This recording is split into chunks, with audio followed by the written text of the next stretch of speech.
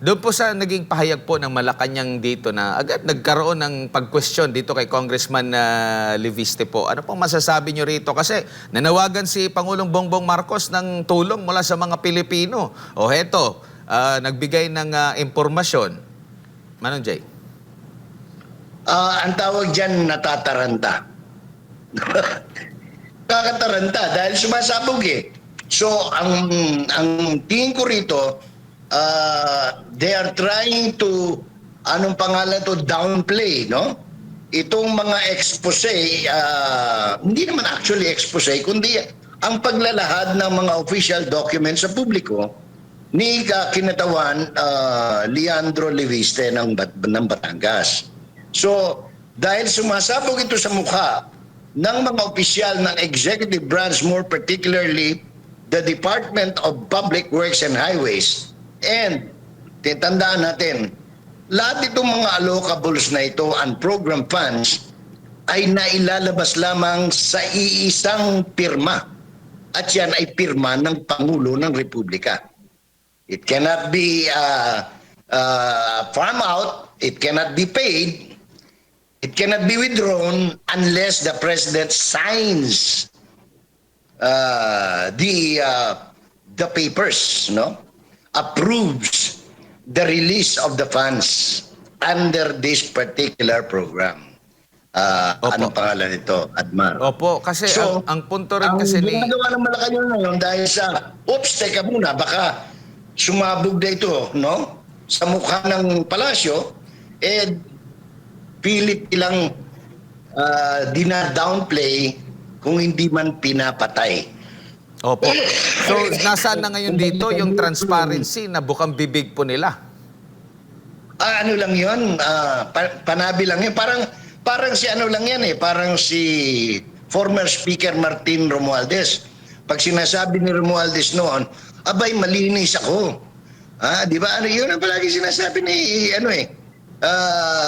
anong tawag nito, ulitin ko, sabi niya, malinis ang aking konsensya. Pero the truth of the matter is, hindi siya malinis. Opo. Nakikita nyo na po, Manong Jay, na kung totohanan talaga ng kasalukuyang gobyerno, itong paglaban ng korupsyon, itong mga pagsisiwalat or itong mga pahayag po ni Congressman Leviste, makakabawi ito sa -3 na rating ng Pangulo? -3 overall, pero may mga -37 pa, no? Wala na The President is an inutil, sabi nga sa English, no? Presidency. Wala nang bisa wala nang naniniwala Paano ka man maniniwala? Kung pakikinggan mo yung, kaya nga panawagan ko isang araw, they should stop this slogan na malinis sila. Kapareho ngayon, ano sabi ni Executive Secretary yung mister ni Vilma Santos, no? Si pangalan nun, Ralph Rector. Gagawin ko ang lahat para maibalik ang tiwala ng taong bayan. Kasi wala nang tiwala ang taong bayan, Admar Ngayon, paano mo magagawa yan? Magagawa mo yan, siyempre, kung isasauli yung mali-malitang, anong pangalan to, trilyones na pera ng taong bayan na base pa yan sa sinumpaan sa salaysay, kung maalala mo si Master Sergeant Orly Gutesa, at yung several public internet pronouncement of the former Appropriations Committee Chair Elizalde Co, no? Ngayon, kung gagawin nila, mababalik nila at wag nilang antayin na sumunod yung gobyerno na i-demonetize yung 1,500 pesos na panukala ni Senator, anong pangalan? Very brilliant idea ni Senator Robin Hood Padilla. Talagang, hindi nila magagamit na yan. Mapipilitan sila ngayong, kasi hindi mo pwede papalitan sa bangko yung mali-mali at gano'n. Malalaman sino may hawak ng perang yan. No? Opo. That's why we need to congratulate Senator Padilla for bringing out the idea. Yung naliliitan sa kakayanan ni Senator Padilla, ngayon lumalabas, it is so brilliant. Katulad ng nangyari, naalala mo nung, ewan ko, bata ka pa siguro noon, Admar, no? Nung lumipad papuntang Hawaii si Ferdinand Marcos Sr. kasama si Bonget, no? Yung pamilya, dala-dala mali-malit ang pera na may bagong lipunan, di ba? So, ang ginawa noon ng Cory administration, nung nabubuhay pa si former Executive Secretary Joker Arroyo at saka yung mga advisor ni Tita Cory noon, talagang pinilit nila na sa central bank na i-demonetize yung lahat ng pera na may bagong lipunan. So, ang nangyari noon, dahil yung mga magnanakaw ng panahon ni Ferdinand Marcos Sr., hindi nila mailabas dahil mahalata silang magnanakaw na sayang yung pera hindi nila nagamit. Ganun ang idea na pinresent ni Senator Robin Padilla. Opo. One way of checking itong maleta sa basura o basura ng maleta, whatever you call it, o yung kanilang ninakaw, no? Gawin yun kaagad sa lalong madaling panahon. Pero sa tingin nyo po, uusad yung panukala ni Senador Robin Hood Padilla. Ito ngang listahan, parang pigil nga sa pagpapalabas yung gobyerno natin. Ako hindi ko kayang arukin kung ano nasa kalooban ng Monetary Board, no? Because these are people who have fixed tenure. Oh? So, independent niya, parang Supreme Court yan, parang COA yan, parang COMELEC yan, no? Constitutional body yung iba. Ito naman, Monetary Board, under the law, parang civil service, meron silang fixed term. Now, if they deem it proper for the good of the nation, especially ngayon na bumubulusok ang value ng piso, I cannot second guess, no? Kung ano ang maaari lang isipin, because tandaan natin, Pilipino at ang Pilipino ay marangal. Malay natin, bukas makalawa, biglang maisip ng Monetary Board members na para maging Happy New Year, talagang bagong taon, bagong sistema, bagong pera. No? Opo. Meron pong recent post, mga 6 hours ago ata ito na post ni Congressman Leviste na magpi-privilege speech siya kung papayagan. Yes. Kasi una niyang sinabi sa kanyang mga panayam na pinipigilan daw siya ng mga kasamahan niya sa Kongreso na isiwalat ito lalo na sa pamamagitan ng privilege speech. Anong masasabi niyo po dito, Manong Jay? Sinasabi pa, kung papayagan siya, bakit hindi payagan na meron din siyang kinakatawan? Meron din siyang karapatan siguro magsalita gaya ng yung iba pang mga kongresista. Correct. Diyan masusubok ngayon kung totoong malinis o matanong tao si Speaker Bogie D. No? Kasi ako, matagal kong kasama sa templo, sa Taoist Temple, itong si Speaker Bogie D. No? Siguro mga 20 years. I find him to be a decent man. No? Ngayon, masusubok yan mamaya. No? Kung meron mang special session because of the ratification of the BICAM report, no? Or kung kailan man mangyayari yan. Kasi anong tawag nito, with -3 na anong pangalan nito, trust rating o pagtitiwala, nawala na ng pagtitiwala ang tao sa executive branch of government headed by the president. I would find it unusual kasi maniniwala na talaga ang taong bayan yan na kaya siya pipigyan dahil doon sa 151 million na inaalok sa bawat kongresista, no? Ngayon, yan magkakabistuhan na ngayon, no? Because kung hindi man siya payagan diyan, there is a way for Congressman Leviste para isa publiko ito. Magpatawag siya ng press conference.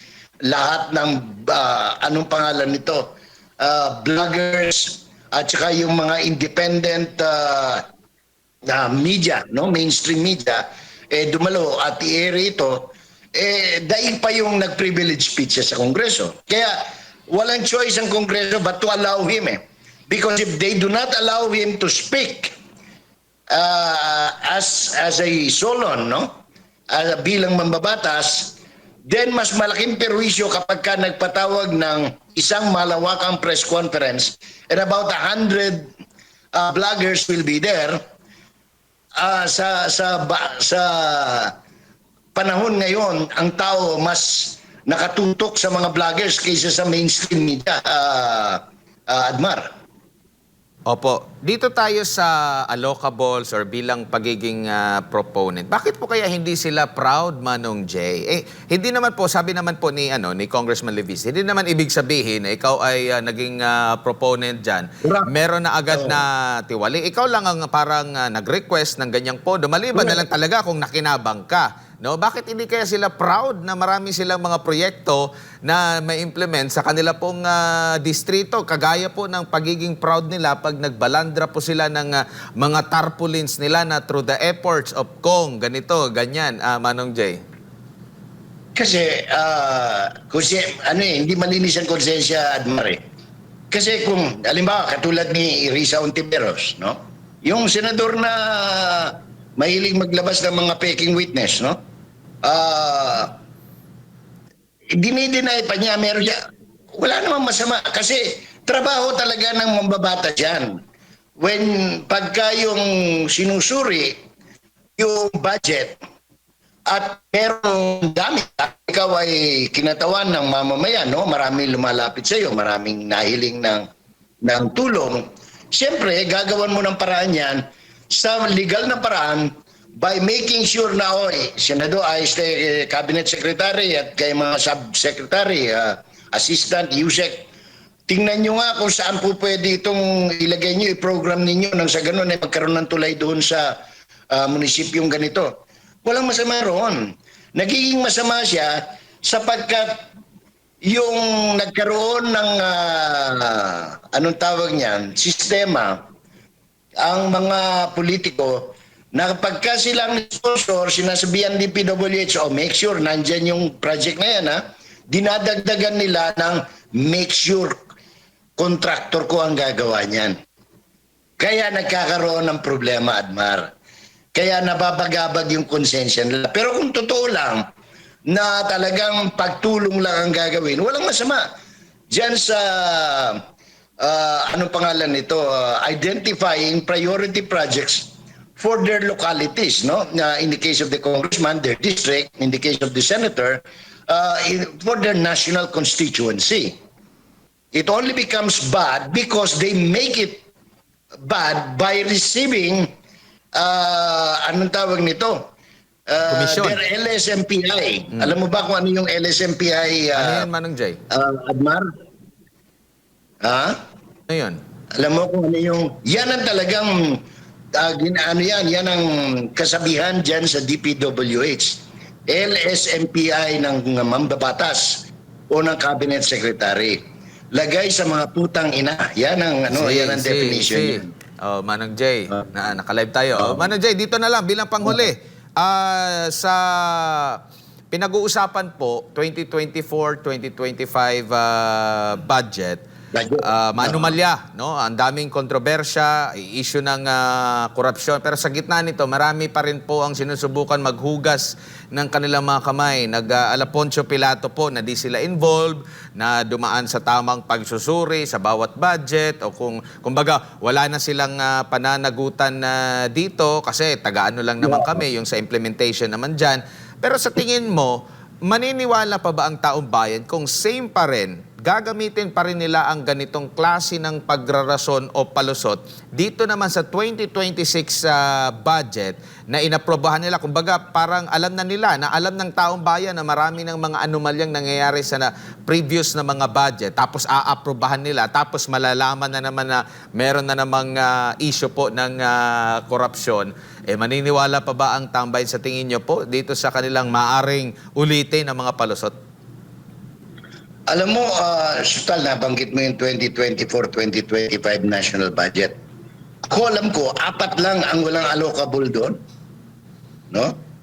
Sa 300 mahigit na congressman, 4 na congressman lang ang walang allocable noong 2025 budget.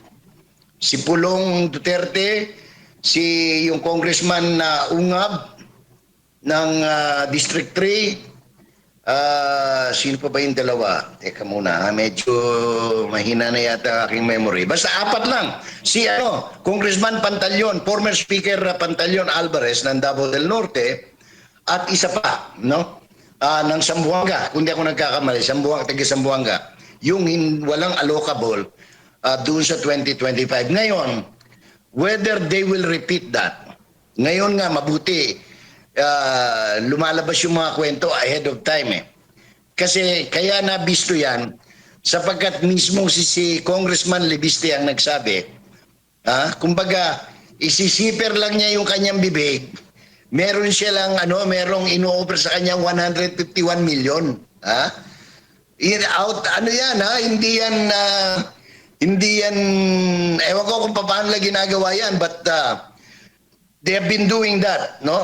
Magmula ng impeachment ni Vice President Sara, may mga kwento na 150 million. Ngayon, medyo dinagdagan ng piso, 151 million, para tiyakin na papasa itong 2026 national budget na puspos na naman ng katiwalian sapagkat wala pong pinagbago ito doon sa nakaraang taon na may mga singit na unprogrammed appropriations at saka allocables, no? Itong allocables, dalawang klase yan. Isang identified project at isang iniaalok, no? Literally, inaalok na pagkakakitaan ng mga ayaw mo kasi akong magmura ngayong umaga at mare, hindi ko na lang sasabihin mga putang ina nila, no? Kasi bawal yun. Easy. Bawal yun. Opo. Basta, ang atin na lang, dahil Pasko pa ngayon, panahon pa ng paggunita sa pagsilang ng Poong Jesus, no? Sana magkaroon na, no? Ako naman ayaw kong tawag nito, prejudge ng grabe itong mga mababatas. May time pa sila na magbago ng landas, no? Kung sa tingin nila, tama na, galit na ang tao dahil malinaw ang sinasabi ng tao. Wala na kaming tiwala sa gobyerno. At ang panawagan nga ngayon, i-abolish na yung Kongreso. Di ba? No. Kasi malinaw na kasama halos lahat sa nakawan, no? Ng executive at saka ng legislative. Itong nangyayari sa Pilipinas ngayon. So, I just hope and pray that malamdagan sila ba ni ining mga panahon na aron ikaplagan nila ang kalinaw sa ilahang pangunahuna, inguman sa ilahang pamilya, no? Admar. Opo. Sir Jay, naku, wala tayong oras sa tayo magpapaalam na. Siguro huling mensahe mo na lang sa ating mga kababayan, lalo na pagsalubong sa bagong taon. Yes, mapaghamon po ang next year, no, ang 2026. Sa lahat ng bagay, hindi lamang sa politika, kundi sa ating buhay.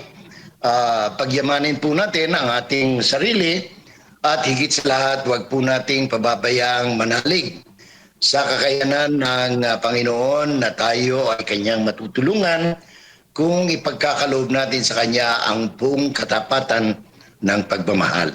Sumayin niyo po ang pagpapala ng Diyos. Magandang umaga. Daghang salamat, Sir Jay, sa inyong oras at sa pagbibigay niyo ng impormasyon. Ayun po mga kababayan, si Ginoong Jay Sodza, isa pong political commentator ang ating nakasama na pakinggan ngayong umaga.